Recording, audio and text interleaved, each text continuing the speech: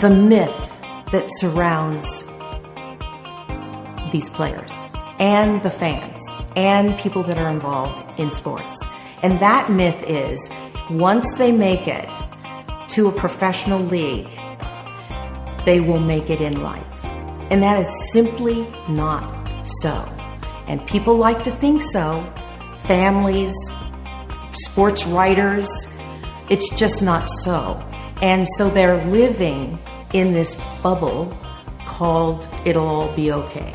So when they think that they've got it made, they're not taking the actions they need to take to support themselves in retirement and to have a great retirement.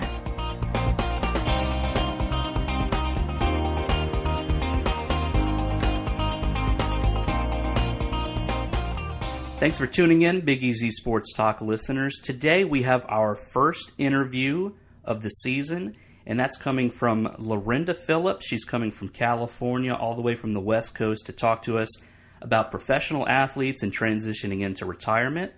She is a transition coach who is helping athletes find their way after retirement. Lorenda, welcome to the program. And if you want to tell us a little bit about yourself, what you do, and how you got into it, we'd really like to get to know you. Thank you so much, Jonathan, and thank you for having me on the show. I have coached business owners, executives, and some transitional career people way over 1,000, over 18 years. So I have my master's certification from International Coaching Federation, which at the time was, and I think is still, the highest certification you can get as a coach. And I was just happy. I was a successful coach. I had 4 coaches working for me. And I saw that there were some problems that the professional athletes were having. And I read about it, and I kind of discarded it at first. And then I read it again. And the statistic I'm referring to is the one that's kind of famous now, is the 80% of the NFL players declare bankruptcy or financial stress within 2 years of retirement. Now, that statistic has been questioned. In my own experience, really interviewing hundreds of people in the industry, in sports, whether they're a coach or player or media person or agent or business manager, they've all kind of said that that's, from their point of view, it's about accurate. But the NFL is kind of just disagree with it. The Players Association disagrees with it. But the point is that here they are, the best in the world at what they do. It's something. And within just a few years after retirement, they're in trouble. And it does, as a person who develops people and helps people do better in their lives, this does not make sense to me. Like there's just a disconnect that when I saw all the different components, why they do poorly after retirement, I just thought, oh, well, they need some coaching, and I can see how it could work, and I can see how it could make a huge difference and not cost a lot of money. So I left my fairly lucrative business of coaching entrepreneurs to really working this market and helping the guys in this very specialized market. And it's not been easy, but it's been extremely rewarding because I am a believer of coaching, and I think that and I know, and I have evidence that the guys that I have coached are doing much better than had I not coached them. I mean, there's just not a doubt in my mind. So what was the point that really drove home to you that this is what you wanted to do? You wanted to stop doing what you were doing before, and you said, I'm looking now to go ahead and help athletes transition into their new life. Was it a single moment, or was it just over time something that just became more of a reality for you? To answer your question, it's kind of both, right? It was a single moment in that I thought, wait a minute, I know how to resolve this. I know how to resolve this. And then I looked at all kinds of research. I looked at all kinds of things on the internet, that's where I did my research. And there wasn't a lot of help. There weren't coaching agencies. There weren't the McKenzies of the world, the big coaching companies in the world. There was very little team development. Very little. There was a scholarship program if you did pretty well, and there was a budgeting program that they gave you. They brought your spouse in or partner, and you did an all-day budgeting. But that was about it. And good, but nothing like I was envisioning.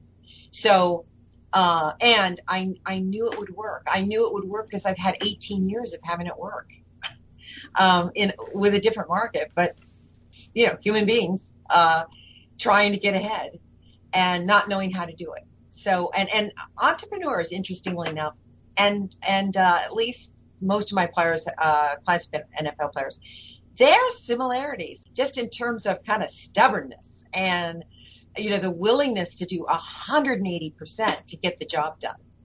So, and there's other things that are very similar, like the athletes know how to read a game plan. They know how to be flexible with the game plan. Things change on the court, on the ice, or on the field, and they can change that. They give 110% as the team, as an individual, and also as a team, which is very difficult to do and is needed in companies, whether it's a corporate environment or an entrepreneurial environment. And I checked out a bit of your book. I read a part of Star Power and Retirement, which you can find on retiredinsports.com, your website. I noticed that there's chess pieces on the book, and I thought about that, and I thought it's a great analogy because, we can all play checkers, but when it comes to chess, we really have to study it, and that's exactly what's happening to these athletes is that, they're not going to college, most of them, for an actual degree. They're looking to go ahead and get to a Division I school in order to promote themselves, in order to go ahead and be drafted at a high position. But what ends up happening is that now that you don't have to go ahead and get that degree in full in order to go to the NFL, that most people are not actually getting that actual degree. And so when that drop-off happens, when they're retiring, they're thinking to themselves, okay, now what do I do? And so I think about that, learning how to play chess, going from checkers, because you don't know. This is all that you've known. This is like me or you going to do our job that we do every day, and then going and saying after 10, 15, 20 years and saying, okay, now I'm going to go work on cars, or I'm going to work in the stock market. And now you've got to relearn a new occupation that you haven't been studying for. So what exactly is it that you're doing in order to help them transition from where they currently are in order to go ahead and succeed after life in sports? I never thought about it as playing checkers versus playing chess. You're right on. Thank you for that. I appreciate that. Sure. Why I picked it's a pawn. And I feel that the players, especially in the middle range, I think the marquee players get paid their worth, and and they can make lots of mistakes and still do okay in life with their money anyway. And but the middle range players, they don't make as much money as they think they're going to, or the world thinks they are making, right. And they don't last as long as they think they're going to last. So in many ways, they are discarded. Once they're not useful, they're discarded. Now, that's life, right? I mean, that happens in lots of places. But these guys are kind of young and naive. And I think that there's opportunity for them and the world, frankly. And that those it's kind of missed opportunity. Like their skill set is such that really could be transferred. And it's not. So, as you said, many of them had not completed college. Now, some of them go back. It's amazing how many go back. Or at least I have counselors on my staff, and they will advise the players, like, well, how much time did you have? How much do you need? What did you see as your future? What will that future require college education? So some of them go relook and then go back. But by and large, what we help them with is really kind of identifying their strengths and weaknesses, their talents, and also their behaviors. And we have assessments we give them. They see that. I put it down. My team puts it in front of them and says things like, okay, well, this is what this says, that you might be interested in these 4 or 5 areas. Are you? It's a one-on-one conversation. It's like a consulting conversation. And they say yes or no, or, oh, how about this, or how about that? So there's a identifying where they might fit conversation, right? And sometimes that's 2 or 3 sessions. And then there's, okay, these are 3 or 4 areas. And then we give them the assignments, very coach approach. We give them the assignment of going to look at these 3 people, talk to 4 people in the next fundraiser you go to that might be able to help you. You don't know exactly how to ask that? Okay, here's some questions to ask. We even have gone to events with them so that they can kind of get a sense of, oh, I see. Is this networking? I see it's not all about the girls and the booze. It's about, oh, how do I use the status that I have in my professional sport to catapult me to the next opportunity? And most of them don't have that way of thinking. And then they don't know, then once they kind of get that way of thinking, they don't know exactly how to pull it off, how to execute it. So we help them with the execution of it. And we keep them on track. I mean, that's part of the coaching contract is, each week be moving something forward. Now, while they're in season, there's fewer things to move forward. But while they're out of season, then we really push on, let's get some major work done, because we want to get this work done while they're playing. Why? Because they have the status. After they're released from the Cowboys, for instance, or anywhere, people aren't going to return the call just as fast as they used to. They're not known. And if they say in a voicemail, I'm playing safety for the Cowboys right now and I wanted to talk to you, they will get a return call. Right. And I just wanted to give you, as well as our listeners, a little bit of statistics here. I have from the National Bureau of Economic Research. It shows that roughly 16%, that's 16% of retired football players are bankrupt within a year of stepping off the field. So that's a 12-month period, and that's 16%. So 1 in about every 6 or 7 people. One of the best quotes I was able to find is from Bernie Kosar. He was a longtime NFL player, and he went bankrupt in 2009. And he said, quote, "I'm great at making money, but I'm also great at spending. What I'm not great at is managing it." That reminds me of one of the very first things, once I got excited about this idea, I listened to was the documentary 30 for 30 Broke. Yeah. Jonathan, I don't know if you've seen that, but oh yeah, Bernie is in that. I was just amazed. And most of those guys, I think all of them were major income guys. So they were marquee players, and they had trouble. I mean, I think one guy lost, I don't think it was Bernie, but it was one guy that lost like almost $150 million. It's remarkable. And I appreciate you giving me that statistic, Jonathan. So and is this a fairly recent study?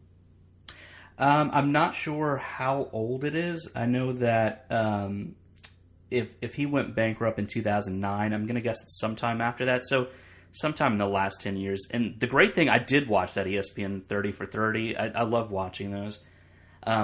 The main point I believe that they were trying to make is it's not just the guys who get into it and have no formal education or anything. It's that it can happen to any of them. You know, nobody comes into that top 1% of wealth. That's exactly who they become. They become the 1% of America, but they've been living like the bottom 10%.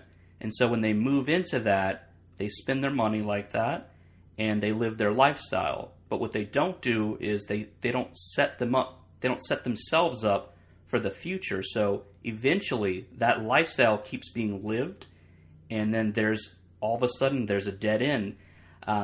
So how do you tell people before this happens to kind of open their eyes in order to have them see this before it happens to them?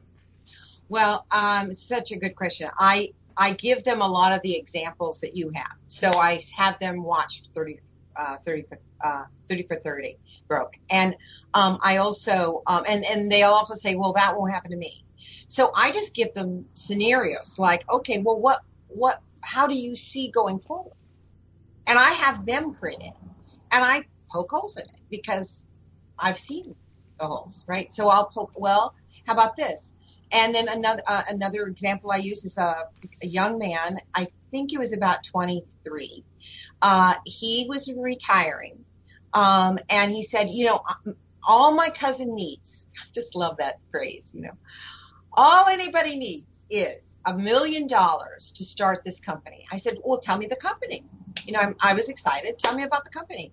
He said, well, those bands that people wear at concerts and things like that, we're going to make our own bands. And I thought, okay. I said, you mean the bands that came out about 20 years ago?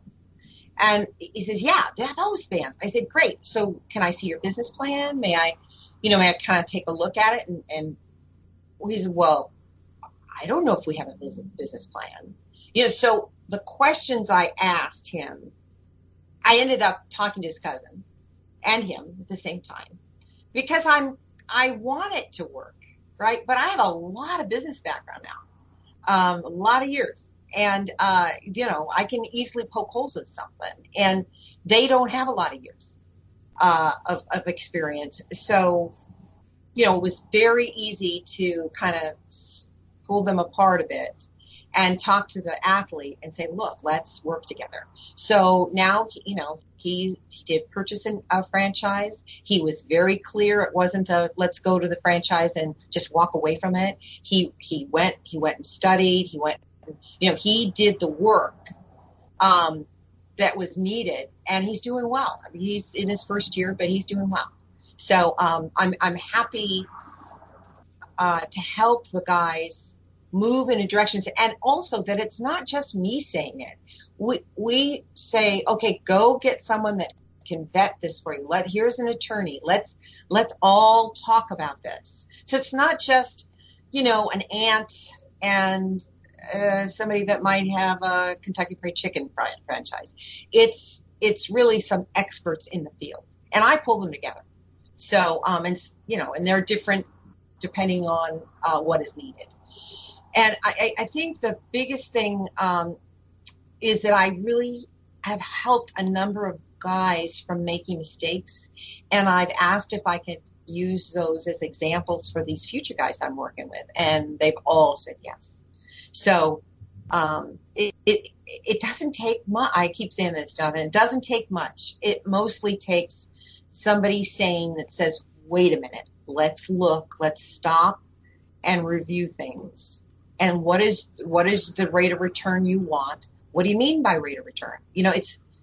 It's these basic questions that are important to answer, but they kind of think they have the answer, but they start to see they don't.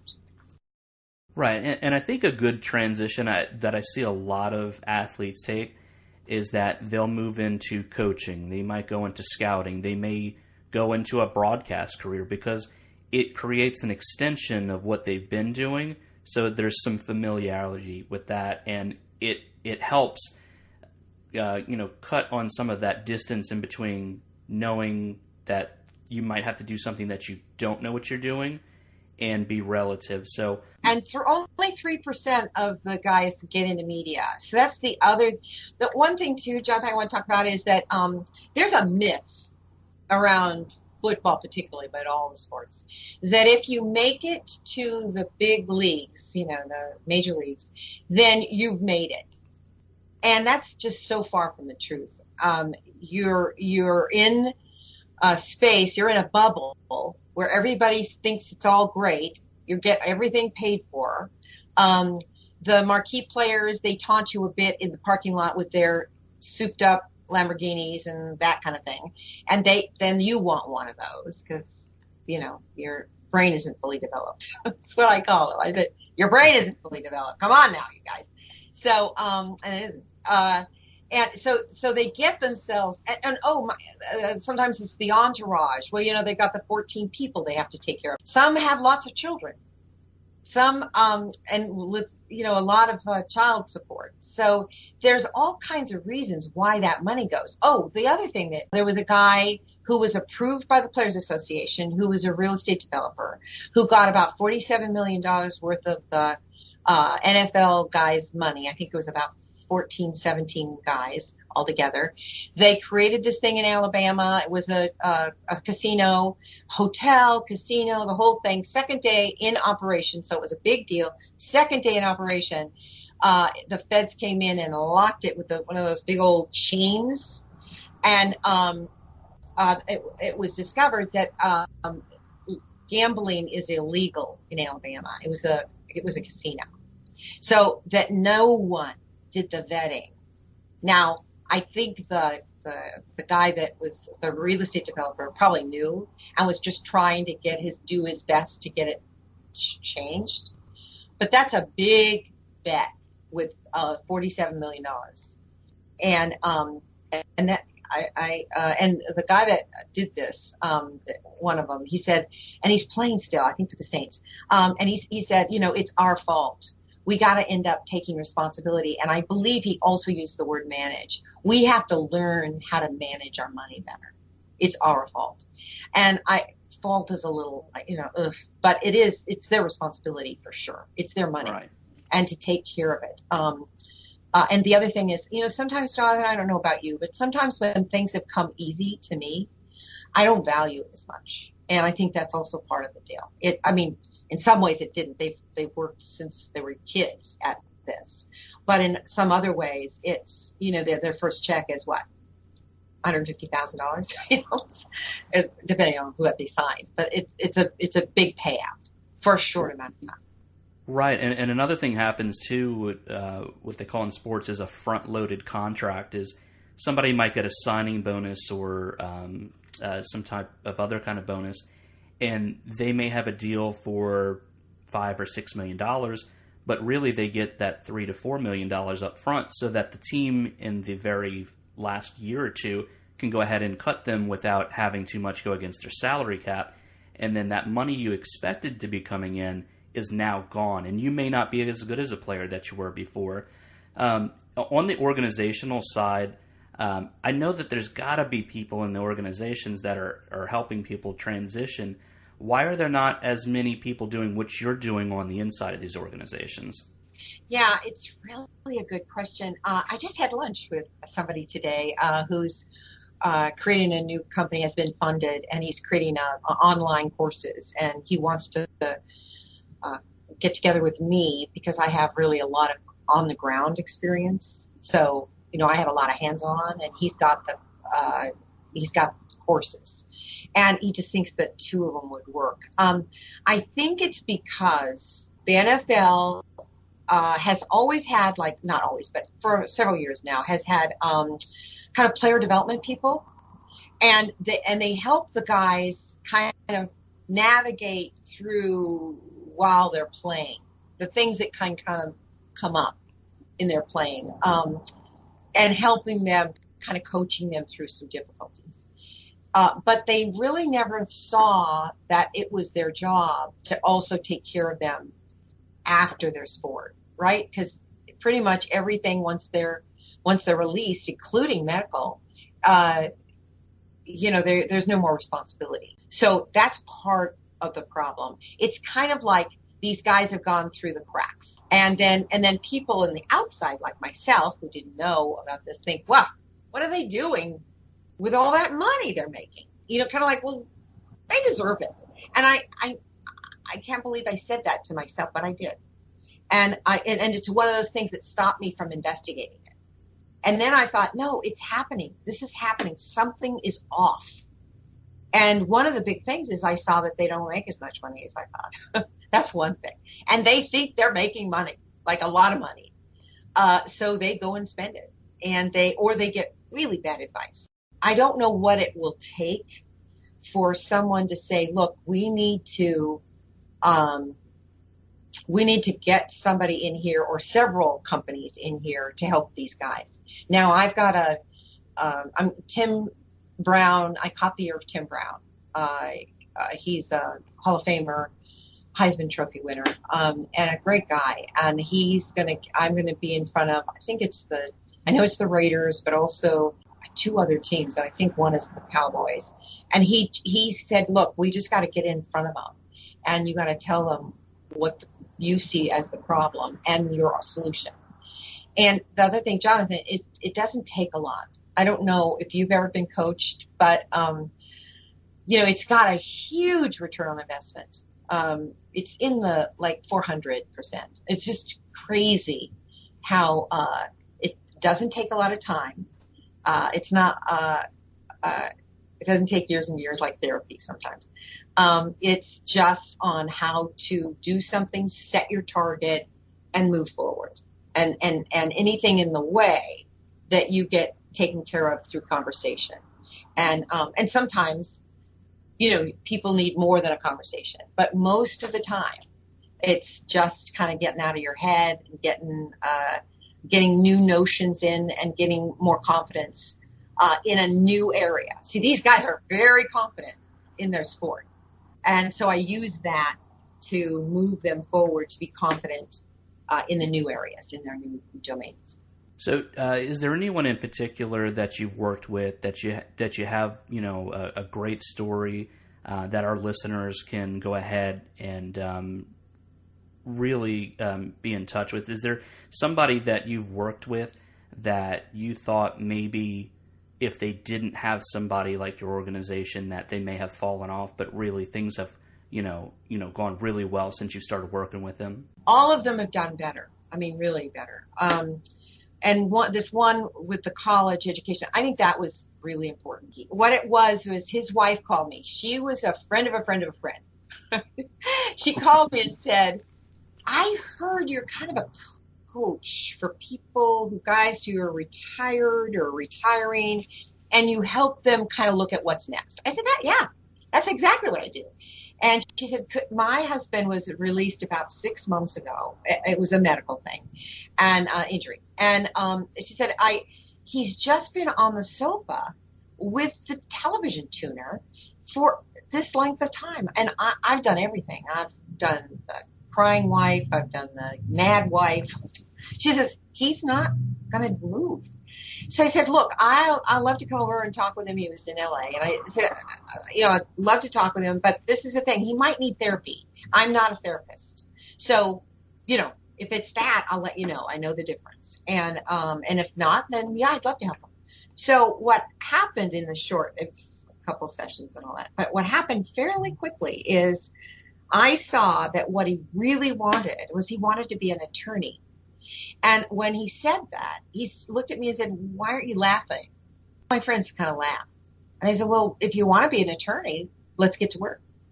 And he's said, because you probably have some work to do. And he's like, well, I do, but I did go to school. I said, great. So how far did you go? I have no idea. It's kind of like that, Jonathan, how you said it, in the early part of the show. Right. And I said, look, I have a counselor, a college counselor on staff. Why don't I connect you with her? I got on the phone.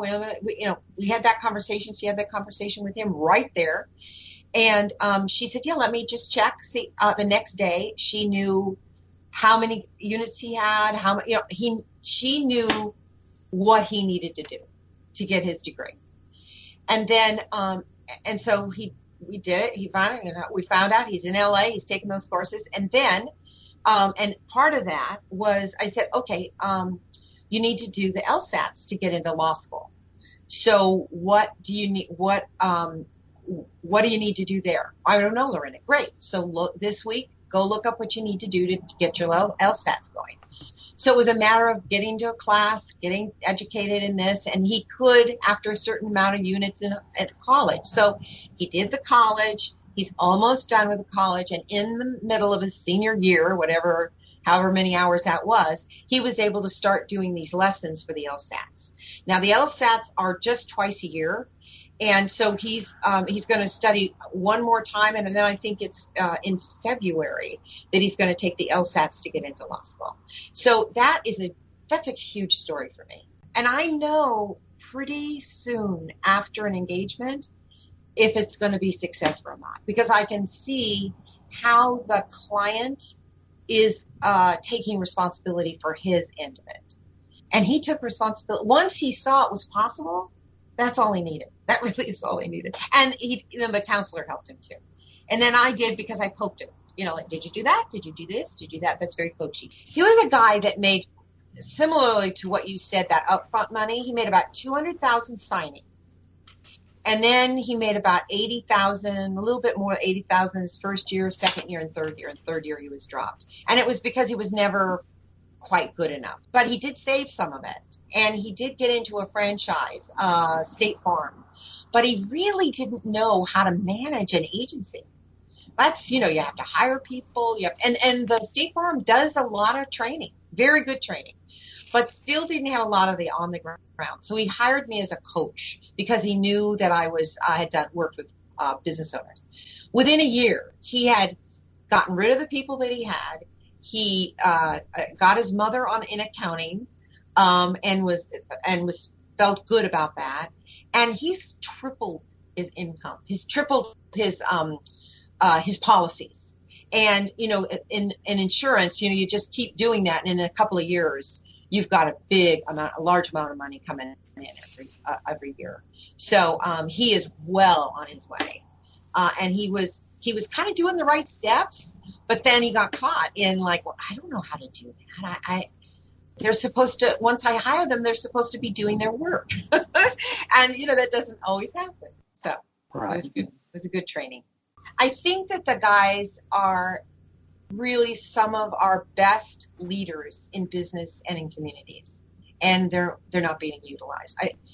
It's the thing that drives me all the time. Like, the legacy I could leave is their legacy, which is they could really make a difference in their communities and business. Their life and their greatness does not have to end at 25. It can just begin at 25. And that's what I instill in them, and that's what I want them to leave with when they've left me. We do appreciate you being on the show this week with us. We thought it was a really great topic. I don't think we hear enough about stuff like this behind the scenes because it just kind of gets passed over. So we really appreciate you coming on. We thank you for all the information. How can people find you? How can we drive people towards your business? Yeah, you can go to my site, which is www.retiredfromsports.com. I'm in Twitter. You can see I'm in all the social media. If you go to the top navigation, you can download my book, Star Power in Retirement. And then also you can take a little test on the site, which is, find your score, know your score, which is how ready are you for retirement? So it gives, there's a score at the end. It's like 15 questions. And you get a little score. And then after you take that, if you want to have a 30-minute consultation, it's free with me, that would be great. I'll ask you lots of questions, and you'll leave with at least one bit of information that you can utilize right away.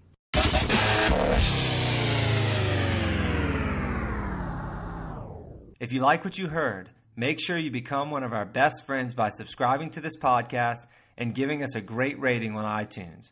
You can also follow us on Twitter @BestPodcastNOLA. Thank you so much for listening, and thank you to our sponsors. We'll be back next week. Tell all your friends.